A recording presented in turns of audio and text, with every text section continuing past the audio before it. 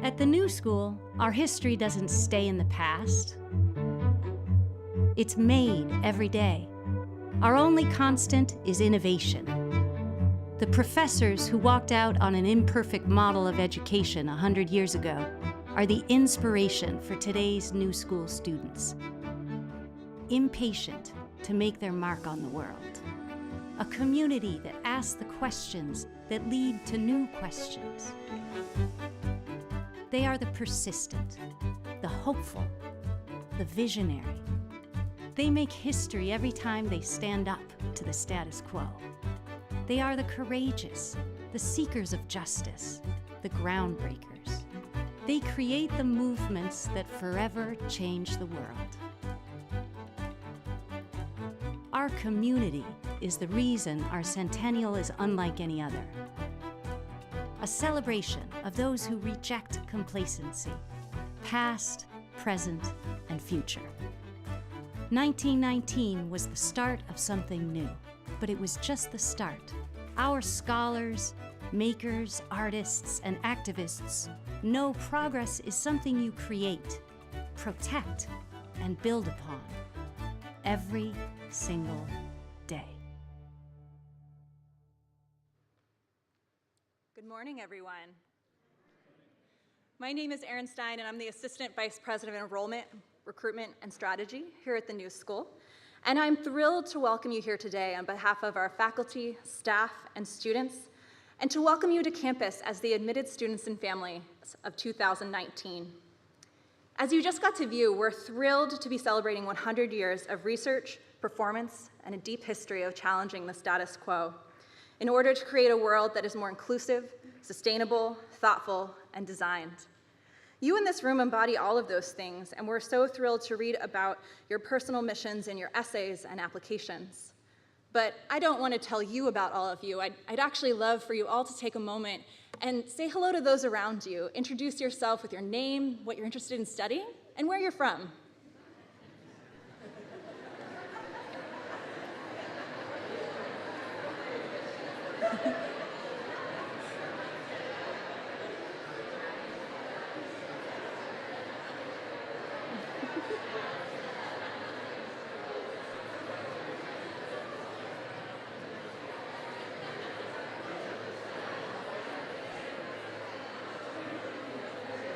I always feel like I've started something that I then have to immediately break up, so I'll give you just one more second.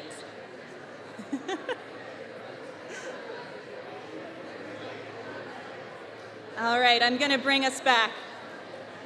It's really important today that you continue to meet one another, to meet our faculty and staff, to ask questions of our students and explore our spaces.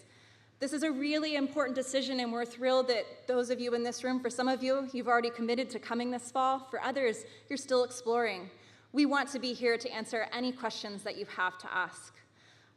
Please enjoy the day today, and on behalf of all of us, congratulations to all of you. We're thrilled to welcome you to campus.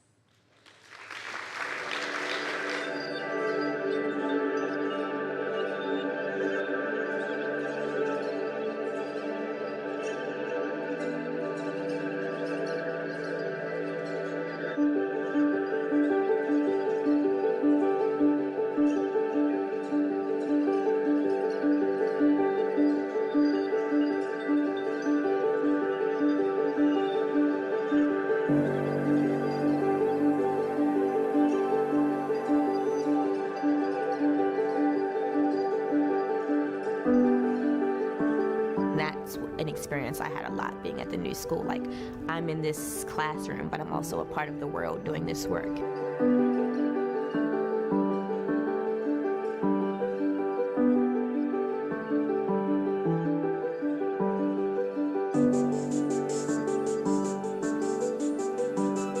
You know, I think one of the things that I really appreciated about being at Lang was the space that I was given to have a certain level of freedom. Like, I really created the structure of what I wanted my education to look like.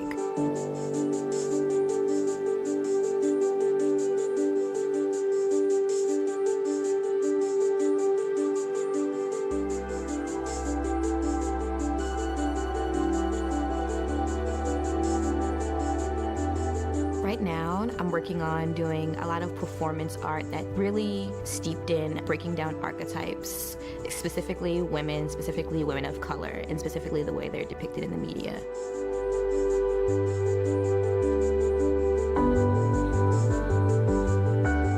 It actually started before Lang with a high school teacher giving me a copy of Robert Heilbronner's book, just one of the many great writers who taught at the New School. And I wanted to study under people who wanted to look at things in a different way. I work for the Central Labor Council of the AFL-CIO here in New York. What I do is help to craft policies that will lift our economy from the bottom up and middle out and create a sustainable economy that works for everybody and not just the top 1%. 25 years later and 4 degrees later, I can safely say that Eugene Lang was the greatest intellectual experience of my life.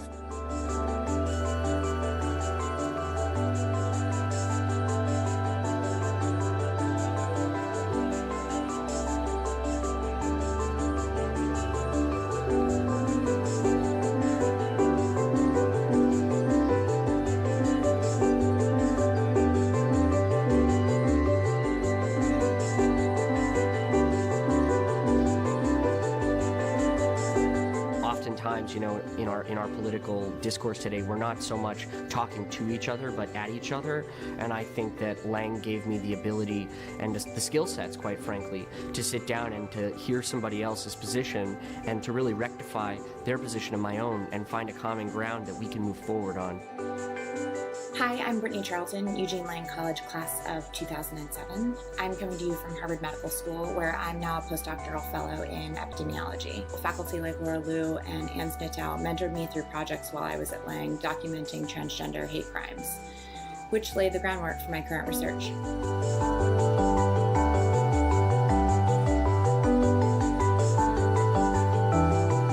Kind of place where you're really given the opportunity to grow as an individual and grow as an artist and grow as a thinker, and I really value and appreciate that, and I carry that with me now.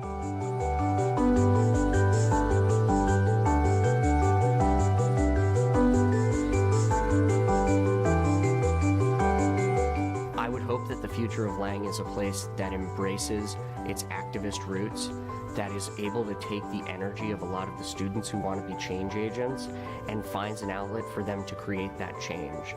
I think that I can continue to be a part of the growth of the New School by continuing to do the work that I do, continuing to be really critical, continuing to have those tough conversations. I think the future of the New School is an institution where the students and the faculty and people who want to change the world and change their communities and change their workplace can come and can discuss big ideas, and that I hope this can be a bastion of free thought as it has been and will be in the future.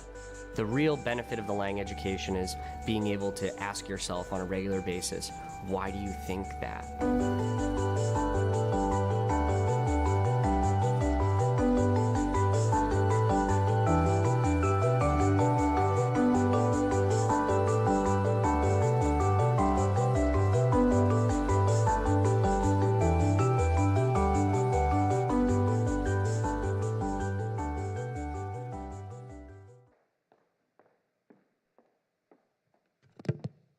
Good morning, or good afternoon, we're right at noon.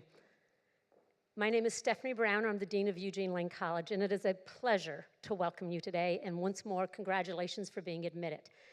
We have a great program for you. You will hear from faculty, students, and alumni, and I'll begin by saying just a few words about education at Lang.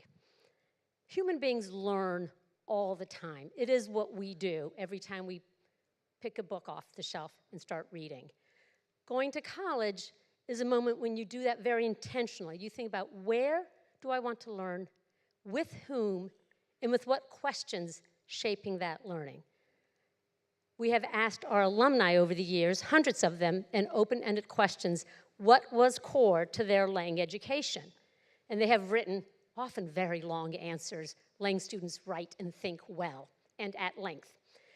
And they have told us, one, core to their education at Lang was the fact that Eugene Lang, the New School, is in New York City. And it's not just that we're here. It's not a passive occupying of this space, but rather the ways in which we use the city. Just two brief examples.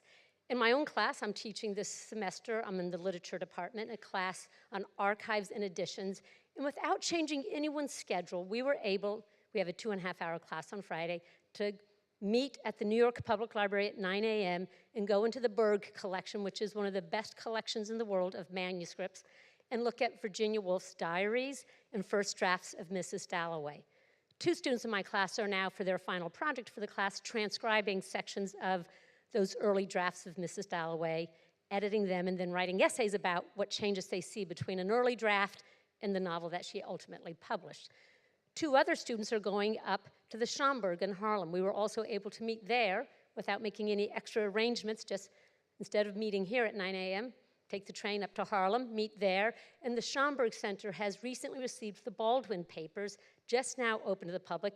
You still cannot take photographs of them. You still cannot get them scanned. 2 students are working on Baldwin's correspondence with Robert Kennedy, Lorraine Hansberry, and Marlon Brando, transcribing and then writing about the significance of these materials.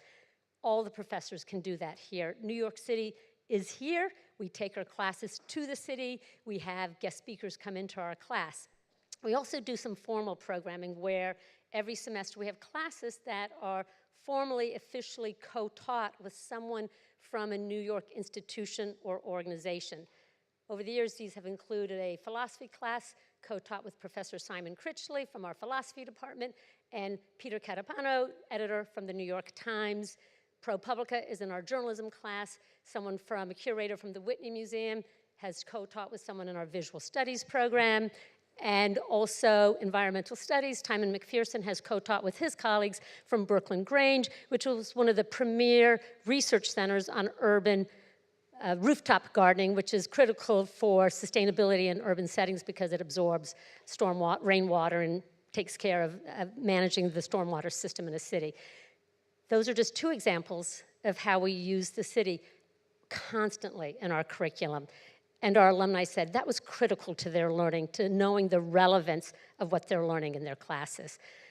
Our alumni also told us that the fact that this is a liberal arts college, but not standing alone, but inside a university, was very important to them and what they learned here.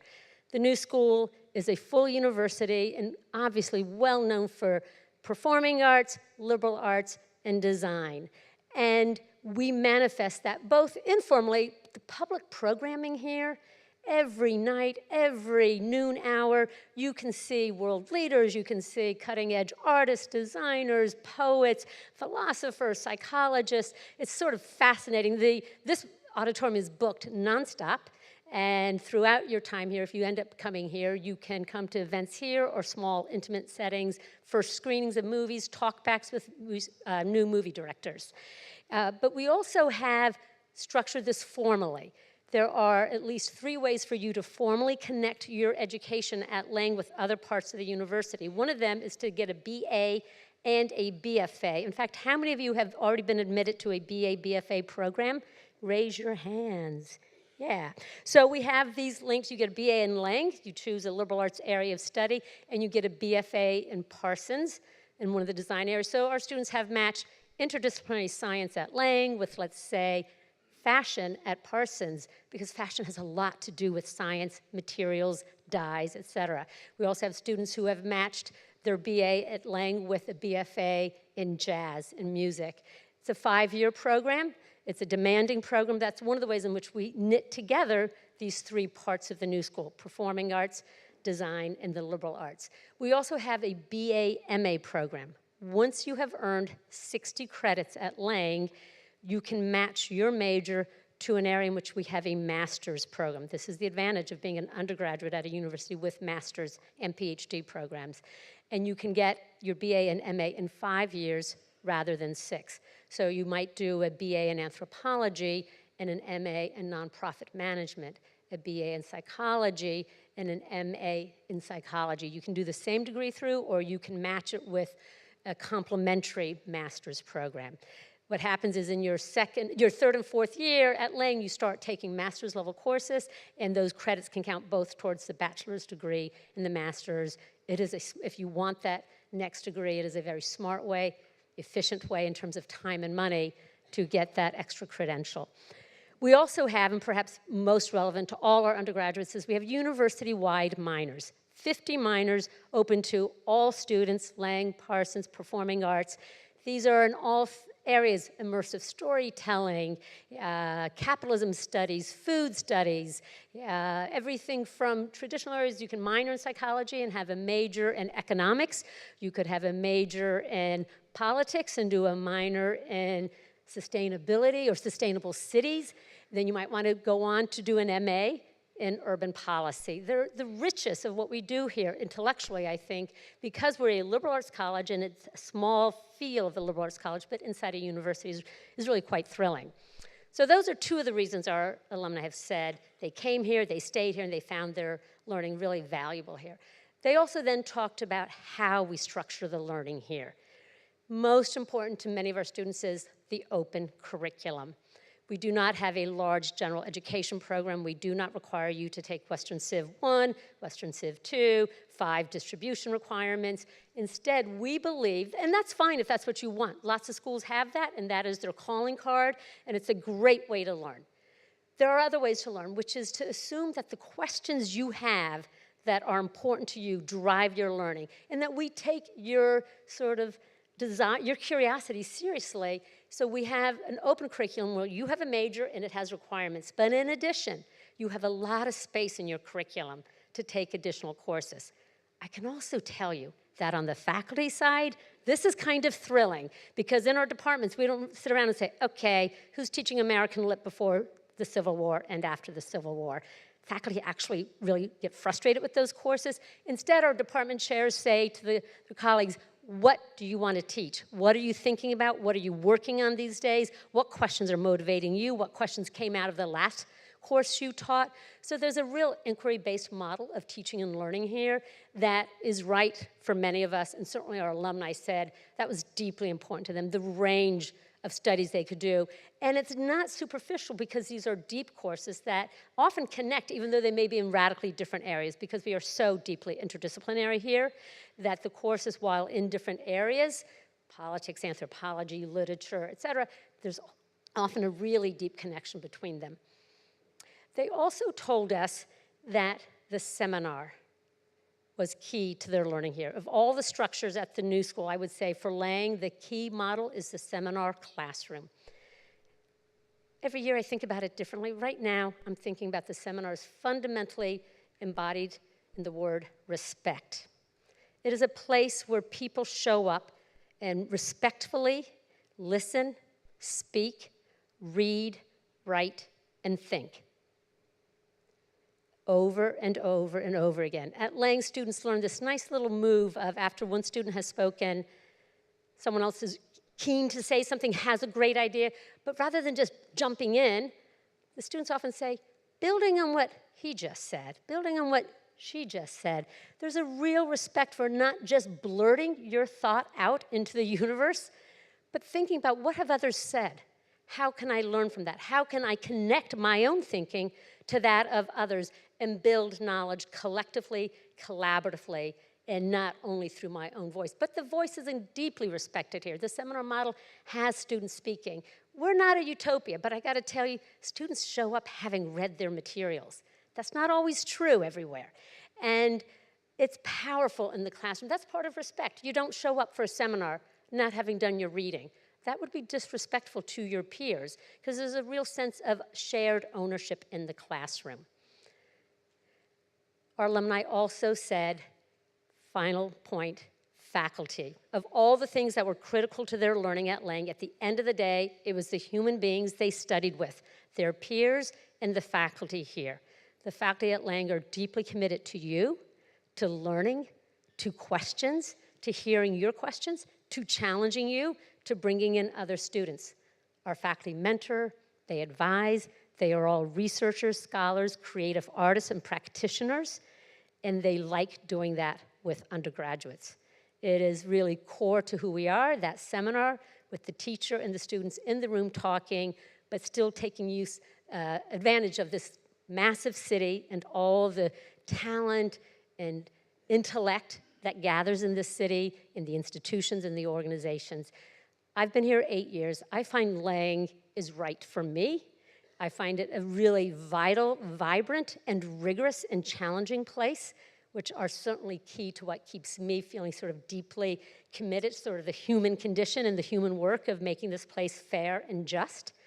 And I'd like to end my comments with, working out of my own field, it's important for me to think about the words of others, I'm in literary studies, and to learn from those words. So I memorize poems, but also in the spirit of Lang, I one time decided to do a mashup and take a little bit of poetry from Walt Whitman, Langston Hughes, Nikki Giovanni, and Galway Kinnell. And I wanted to mix them together, but the topic was New York City. If place matters, where you learn, which includes with whom and with what questions, I thought, what do these poets who have all written poems about New York City have to share with me? So I think the best way to listen to someone recite poetry is to close your eyes, because it is not about me, it is about the words. So if you're game, close your eyes, but if you don't want to do that, that's okay too. So you're going to hear 4 poets. I was asking for something specific and perfect for my city, whereupon lo upsprang the aboriginal name, Mannahatta, a word liquid, sane, unruly, magical, and self-sufficient for an island 16 miles long. Good morning, Daddy. I was born here, he said, watched Harlem grow. Out of Penn Station, dark 10th of a nation, planes from Puerto Rico and holds of boats, Chico. Up from Cuba, Haiti, Jamaica, and buses marked New York. From Georgia, Florida, Louisiana, to Harlem, Brooklyn, the Bronx. On the shore, past the Navy Yard, under the Williamsburg Bridge, the Jamaica local crawls and white-winged gulls flap. A boy sits on the pier swinging his legs. His days go by. A man stands on the pier. He has long since stopped wishing his heart were full. Oh, river of tomorrow flowing, we stand on the shore. And maybe some fall evening, when the taxis have passed you by, in that light sort of rain that occasionally falls in New York, you'll take a thought and laugh aloud, the notes carrying all the way over to me, and we'll run again, together, toward each other. Yes? Welcome to Eugene Lang College and the New School.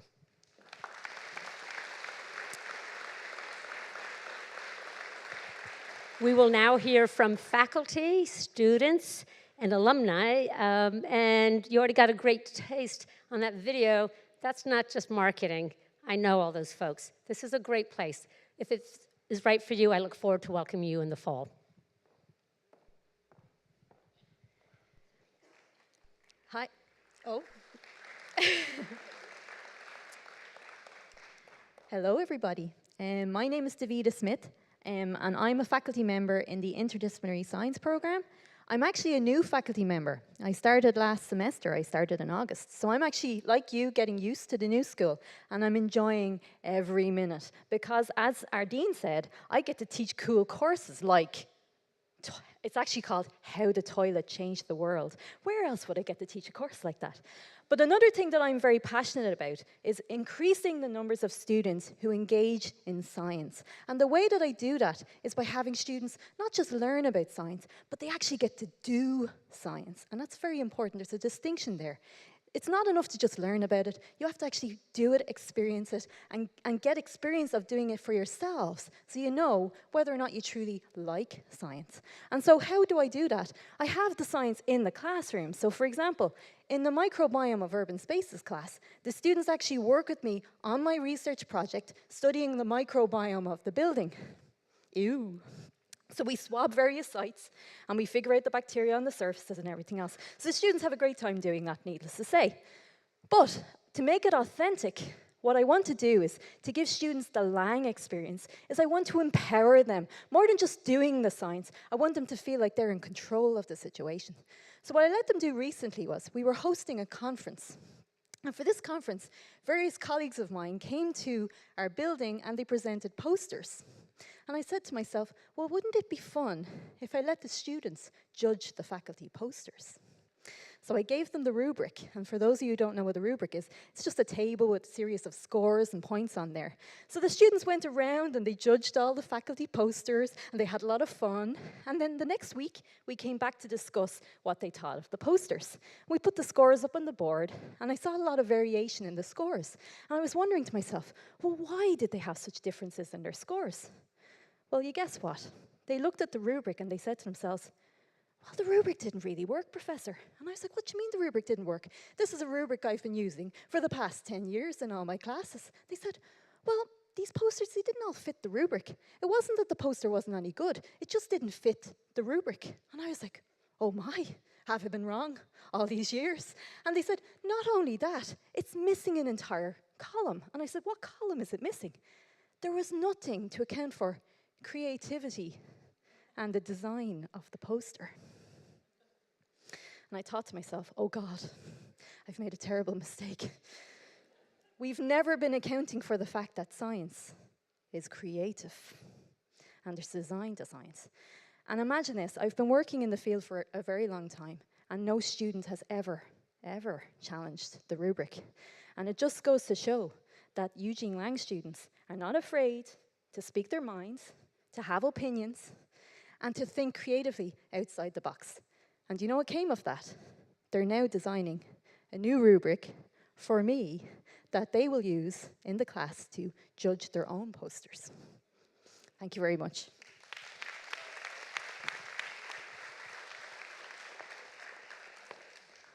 I'm so glad that my speech is following that, because it maybe relates. When I first came to the new school, I knew exactly what I wanted to major in and what I wanted to do with my life. I was convinced that with the university's literary legacy, with authors like James Baldwin and Jack Kerouac, I'd found my direction. I hadn't. I was rudely awakened when I was unable to register for classes in the second semester of my freshman year.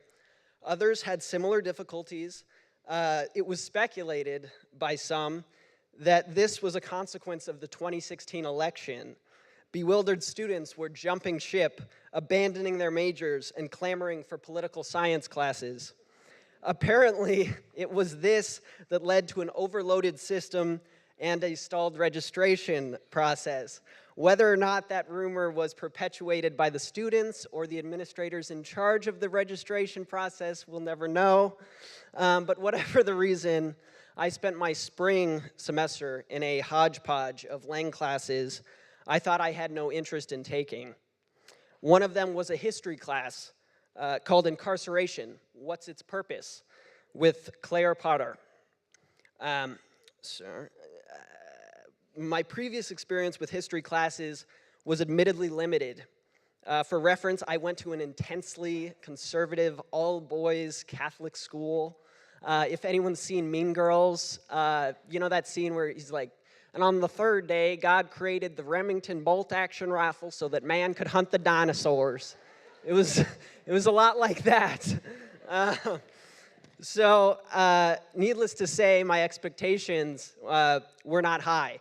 But I was proven wrong when our professor gave us our first assignment. On that day, New York City would march in opposition to President Donald Trump. I'm not going to say my political affiliation, but our professor, Claire Potter, perhaps understanding that many of her students would be protesting, told us that we were to keep the assigned reading, Foucault's Discipline and Punish, in our back pockets.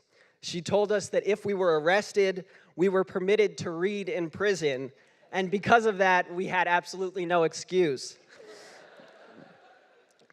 I remember it so clearly not only because it encapsulates my experience at Lang, but because it's emblematic of what the new school, or more precisely what the professors at the new school, encouraged me to do every day. To find answers inside of the classroom and outside of it, to understand that learning cannot and must not be restricted or restrained. To be clear, the systems of oppression that exist out there do exist in here. Some of its gatekeepers are in this room, but as a student of the new school and of Eugene Lang, I've had the unique opportunity to learn how to take institutions, this one included, apart brick by brick, or whatever the hell material was used for our now sinking University Center. Thank you.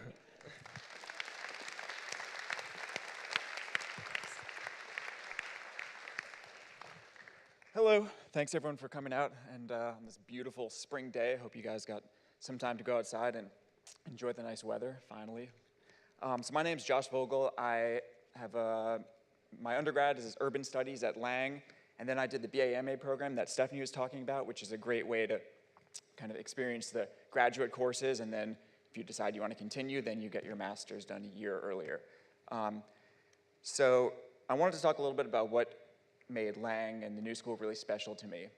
So I grew up in Brooklyn Heights, and I always thought that I wanted to, when I went to school, it had to be out of the city, like your typical college with a big campus, a big school, like football teams and sports. And I had worked in real estate development in high school and thought both my parents were accountants on Wall Street, so I thought I should do business school. More thinking about the job that would translate into than the actual courses over 4 years and what that would be like. So the lectures were 100, 200 people lectures at the school, and I never really got to make any connections with teachers. And it wasn't a two-way discussion. It was just being, a lecturer and reading, and there was no conversation. And, you could walk by the professors, and they wouldn't even recognize you because they're such a big school. So I started taking classes in stuff I was interested in, urban studies, history, architecture, and realized I wanted to major in urban studies. I had also had an internship on Wall Street over the summer, and I was just looking at Excel spreadsheets all day and realized this is not for me. So I transferred to Lang, and it was the complete opposite. We had really small classes, and right away I connected with professors, one of whom, on a class trip to the Skyscraper Museum, introduced me to the director, and I was fascinated with the Skyscraper Museum. The museum has exhibitions about the city's history, its built environment, the buildings. We have programs of architects and leading professionals, great models, all ages. It's a great place and a great resource and a great place to learn about the city. So I started interning there through this connection, and now 6, 7 years later, I've been working there. I'm a curator and manager of the Skyscraper Museum, and it was all through that New School connection.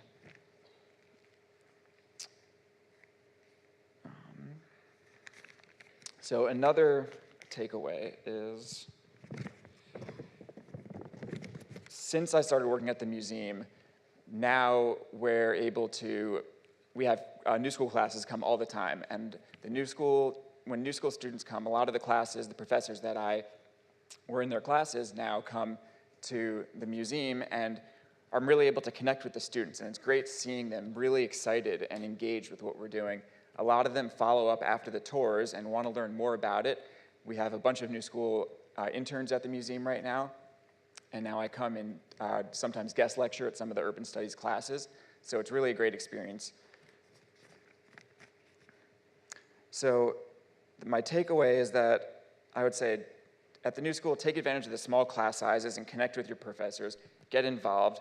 The professors in at the New School are an incredible resource and can expose you to the communities all over New York City where you can take your coursework out of the classroom. Although it's been years since I graduated, I still keep in touch with these professors and connect with them. Some of them I still work with on research projects, visit their classes, and the face-to-face interaction with these professors is really what makes the school special. Thanks a lot.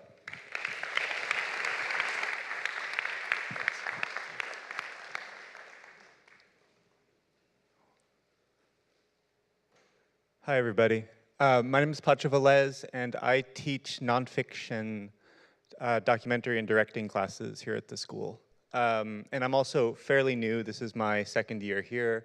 And I'm going to tell a story about just a time that I witnessed a student having a small breakthrough that's hopefully going to become a large one.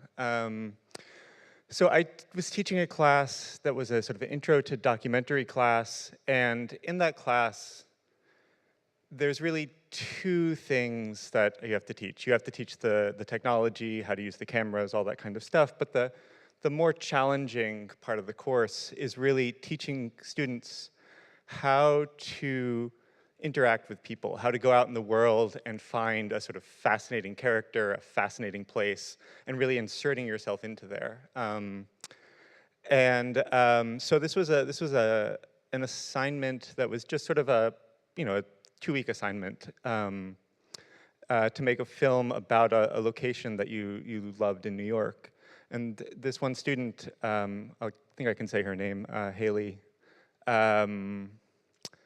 was in the class and decided she wanted to make a film about Grand Central Station. And I was like, okay, like, that sounds interesting. Go shoot, come back with some footage, show us what interests you there. And she goes back, and the first week she comes back with fairly general footage, sort of shot from a distance. I don't really feel a subject inside of it yet, and we're sort of talking about it, and we're trying to figure out what actually drew her to the place. And she told a story about the first time that she'd been there. She was from LA, and I think maybe she forget exactly how, but somehow she was coming into the city in Grand Central Station and went up to the info booth and asked some question to the person in that booth. I imagine you all know what I'm talking about, that sort of central spot there under the clock. It's sort of in all the movies. And so she asked one of the MTA employees a question, and he answered it, and she was sort of amazed at like the depth of knowledge that he had. He just sort of rattled off this answer. And we're like, okay, well, maybe go back and talk to someone there. And she did that. So the second week she went back and struck up a conversation and sort of became friends with this guy in the booth, and made this little film. It was a 3-minute film that was both people coming to this man in the booth and asking him questions, but then also herself asking him questions. And so it would be, when is the next train to Ronkonkoma? How did you decide you wanted to work for the MTA? Where is the Shake Shack? What do you dream about at night? And it was great. It was sort of this strange mix of the two, and you got a sense of his character, but also his job. And it really, most importantly, it got Haley excited. And she's left that class, and now she's a senior, and she's making her first full-length documentary, and she's been looking she had an internship last summer, she's looking for jobs right now. And, I think there's every likelihood that that'll be her career moving forward, hopefully. So, thank you.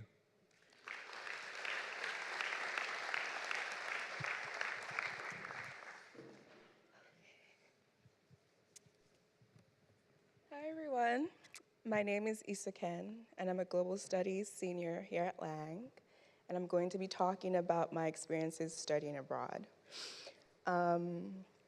While I was writing this, I was like, yeah, I'm gonna be within the time range, and then after hearing everyone else, I'm pretty sure I'm gonna go over. But it's okay, like Dean Browner said, Lang students have a lot to say, so.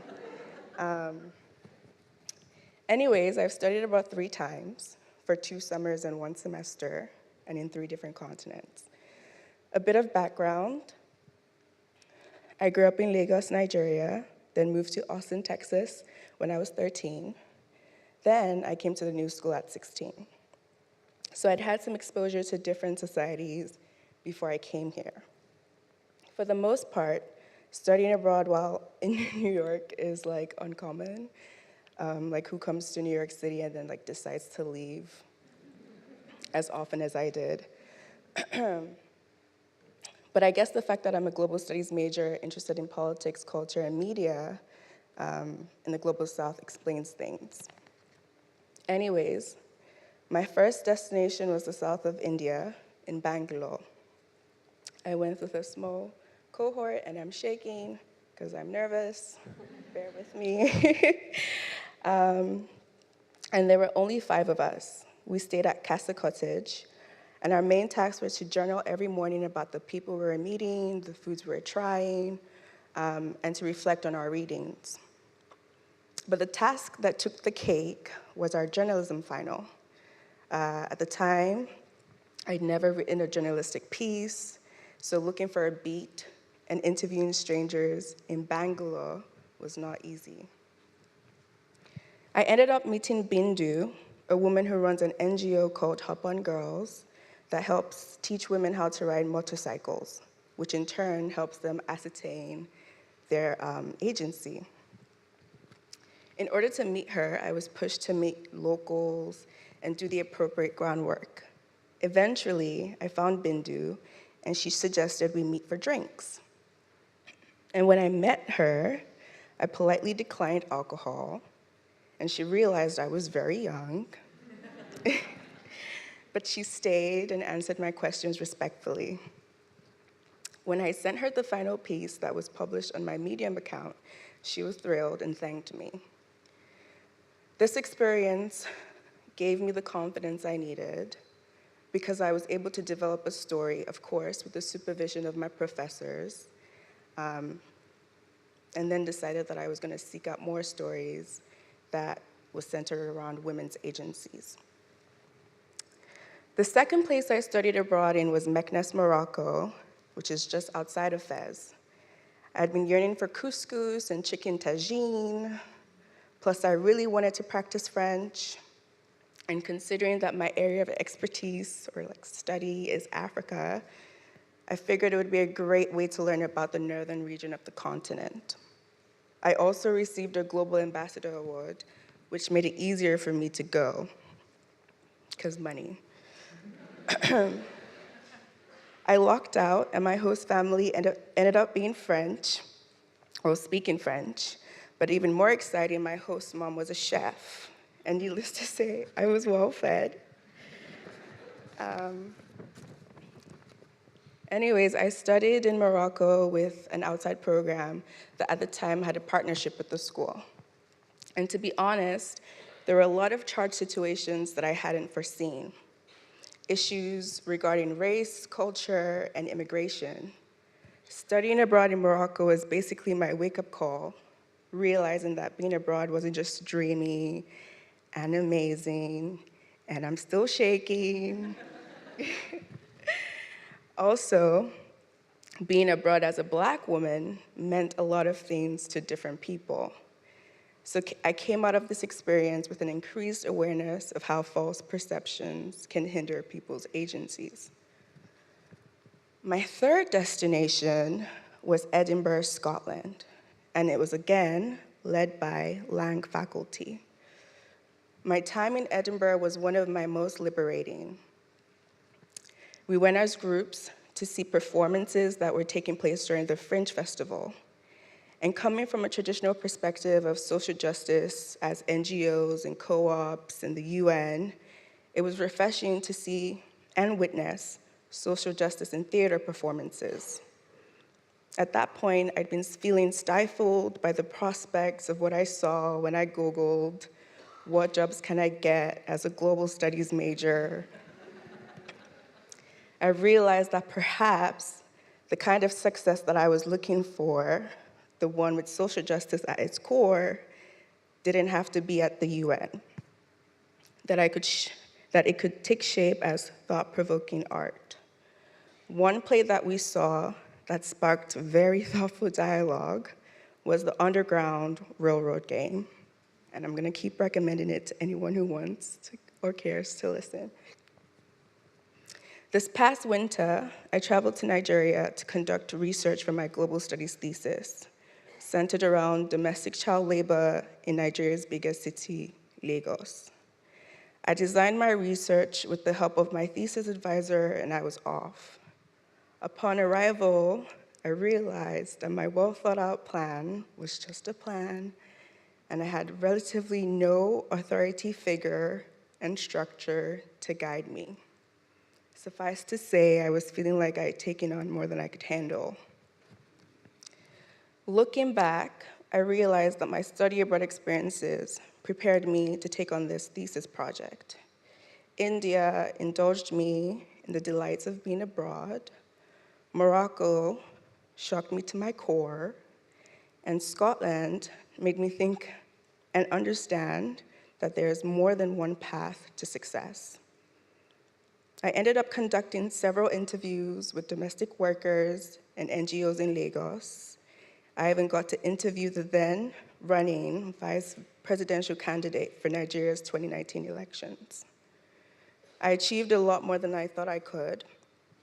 And in conjunction to my 50-page research paper, I'll be submitting a short documentary of my time in Lagos. You all have several options: Tokyo, Singapore, Paris, London, India, Cuba, Scotland, and many more opportunities available to you at Lang. Studying abroad wasn't just a way for me to put theory into practice in different countries.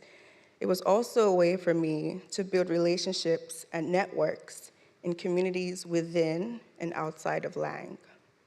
Today, I still hang out with my cohort from India every 3 months or so and get heartwarming WhatsApp texts from my host mom in Morocco. Studying abroad definitely comes with its challenges, i.e., money issues, visas, culture shock, missing home. Still, I found studying abroad to be the most rewarding and incredibly beneficial experience in developing my own autonomy in how I view cultures different from mine. Also, it's really fun, and nothing beats getting a new stamp on your passport with each destination. So I would say that if you're just a little bit curious, be proactive in figuring out your options and the resources available to you, then take the leap. I wish you all the best. Thanks.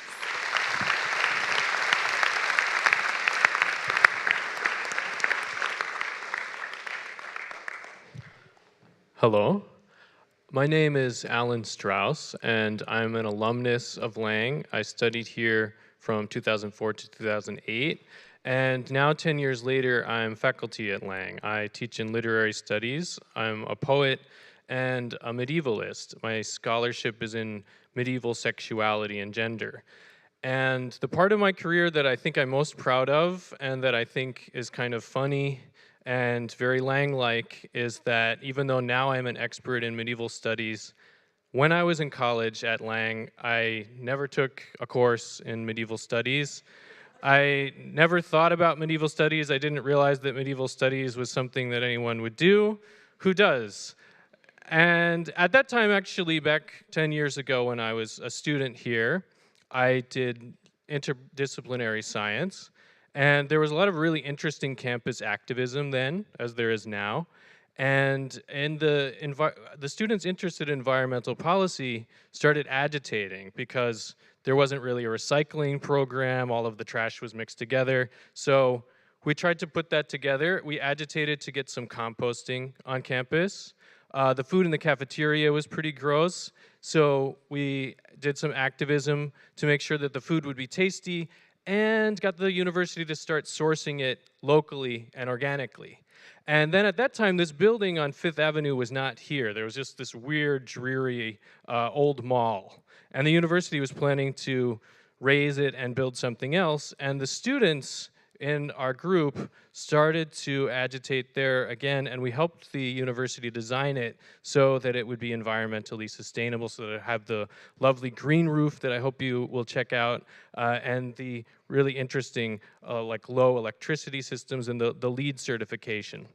So that was really where my life was going, and after I graduated in 2008, I continued working in political activism. I was a lobbyist at a local labor union and helped to get a bill passed in the city council.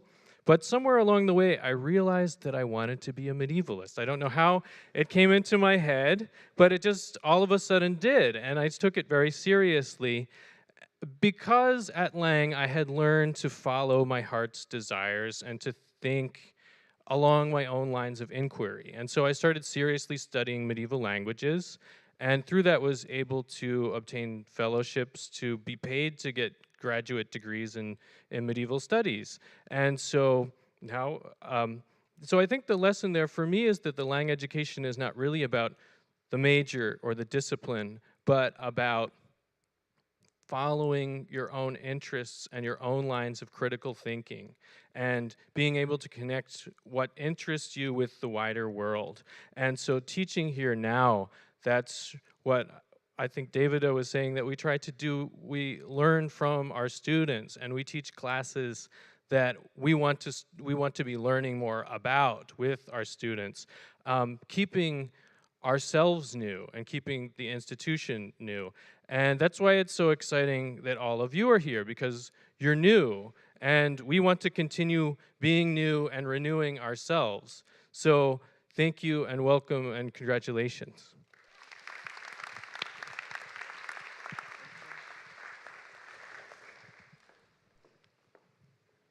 So good afternoon, everyone, and welcome and congratulations on being a part of the Lang family. I hope that it is home to you all over your next 4 years here. I'm Natalie Gross. I am the Director of Civic Engagement and Social Justice within Lang. So the Lang Office of Civic Engagement and Social Justice fosters a culture of social justice that is recognized and reinforced on the individual and collective level among faculty, students, and staff, and is reflected on our campus and communities. We design, facilitate, and support student justice-centered learning communities, produce curricula, projects, events, and dialogues. So what does that mean? We do programming, we are student advocates, we liaise across the university, we offer staff and faculty development through equity, diversity, and inclusion workshops. We enhance and develop our community partnerships, so thinking about bringing the community here and making those connections within Lang. And we do strategic planning regarding equity, diversity, inclusion, and social justice. Our tagline is dope people and dope politics, and I hope that you will see why. That's my hope. We are an office of two, myself and Natasha Rivera, who is not here with us today. And so we are a small but mighty office that tried to do a lot of good and connections within the Lang community. We have 5 major programs through our office: Girl Scholars, the Lang Prison Initiative, which is an inside-outside program with the Metropolitan Correctional Center, where students go into the correctional center and take classes with women who are incarcerated there. So all of them are Lang students learning and sharing and being in community together. Our Summer Fellows program and our student mini grants and our skill building for social justice. For sake of time, I will focus on 3 of our 5 major touch points. The Girl Scholars is a selective and needs-based scholarship program operating on a cohort model. So students are in this program accepted in their first year, so during the summer, and are a part of the program all 4 years together. They enroll in a weekly course over their 4 years focused on social justice theory and practice. We are looking for students who are committed to developing their work and their own identity as social justice scholars. Know that you will all receive an invitation to apply after May 1st. So be on the lookout for that letter. And if you have any questions over the summer, definitely feel free to reach out to us. We were happy to answer anything that you have for us. Our mini grants, so thinking about what's been said before, Lang is definitely a place to explore and to think about what it is that you want to do. And so our mini grants are a way to help individual students and groups of students focus on programming, creative projects that are social justice and civically engaged. We have funded student scholarships, we have funded students going to conferences, film projects, magazine projects. So the first African-American or Black-centered magazine called Alchemy made its debut this semester, and it was beautiful. And we've even focused soap-making events that will be happening this spring for one of our budding entrepreneurs. So anything and everything is possible for the students who are looking to do and continue their creative projects within Lang. And lastly, we have our summer fellowships, which are dedicated to funding students who are in underfunded or unfunded summer internships. We don't find the internships for you, but we will help fund them if possible. And they don't have to be in New York City, so we will fund up to $3,000, which is a big deal for students who are trying to connect and do work, but then don't have to worry about how they're gonna eat and live wherever they are across the globe. We funded internships this past year with students who are doing research for Religions for Peace International, production and cultural engagement with Paper Tiger TV, and community development for the Rainforest Foundation. Again, welcome to Lang, and we hope that you have a good time in your home.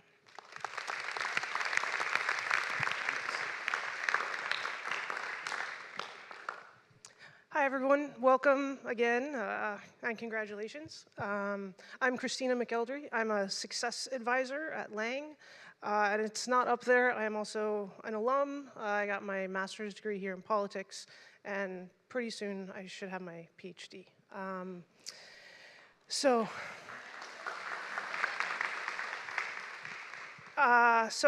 advising. As a Lang student, you will have a success advisor. What does that mean? So we integrate academic and career advising. The idea is that you don't have these separate parts of your life.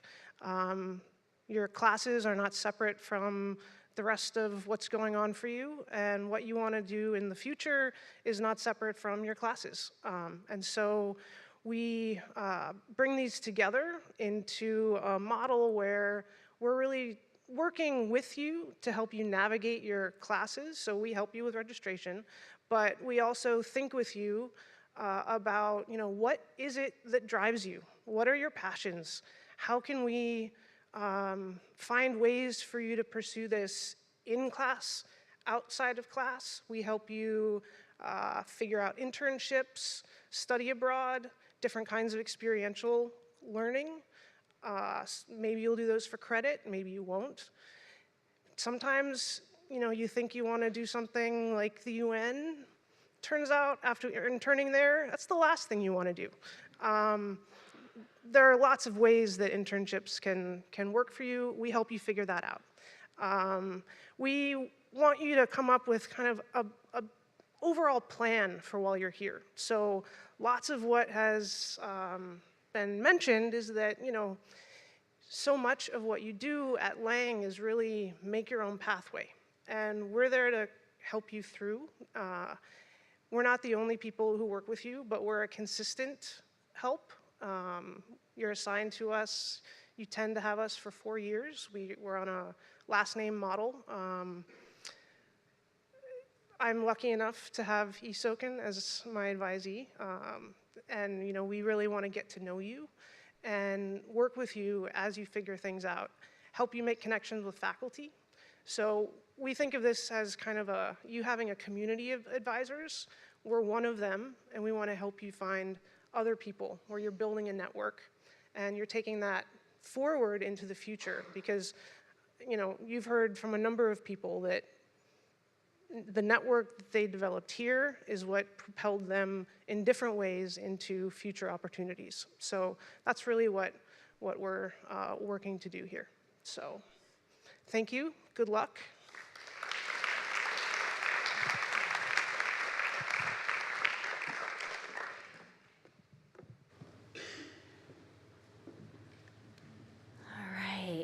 Good afternoon, everyone. My name is Candace McCluskey. I'm the Director of Undergraduate Admission here at the New School. So on behalf of the Admissions Office, I'd like to just say congratulations. As Erin had mentioned earlier, we were thrilled to get to know you all through the admissions process, and we're really happy that you're here with us today. I'm just going to spend a little bit of time going over some next steps. Sort of what do you do from this point forward today, and if you'd like to join us here in the fall. So I'm going to start off with your next steps if you do want to commit to us and call Lang your home over the next 4 years. So the first thing you need to do is submit your tuition deposit. You'll find all the instructions on how to do that within your offer of admission. So it is really pretty simple to do, just follow the instructions that are detailed there. After you do so, you will receive a confirmation indicating we received your tuition deposit, and then a few days later, you're going to receive an email with some next steps. Those next steps are really important, especially because one of them includes how to set up your new school email account. And why that's important is we are going to start to communicate with you solely through your new school email account. So any sort of next steps you need to take, such as registering for classes, next steps about orientation, housing assignments, all of that's going to be filtered through your new school email. So make sure you set that up and that you check it regularly. So speaking of housing, if you do choose to live on campus or want to live on campus, please make sure you submit the non-refundable housing deposit and fill out the application for it by May 8th. If you submit the housing application and deposit by May 8th, housing is guaranteed. So we do want to make sure you do that prior to May 8th. We cannot guarantee housing after May 8th, so please make sure you follow that deadline. You'll be notified of your housing assignment towards the end of the summer. Move-in for housing is August 16th and 17th, and then new student orientation follows after housing move-in. But don't book your flights yet, don't get your car reserved to come, just sit tight. We're gonna actually tell you the date and time you can move in, because moving in and housing in New York City can be difficult. So we do tell you a date and a particular time that you're able to move into the residence hall. So we will notify you of that particular date and time. Like I said, new student orientation will run right after move-in, and it runs through August 25th.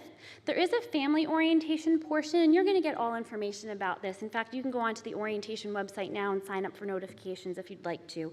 But family orientation is on August 19th, so if families would like to participate as well, they're welcome to on the 19th. And then the first day of classes is August 26th.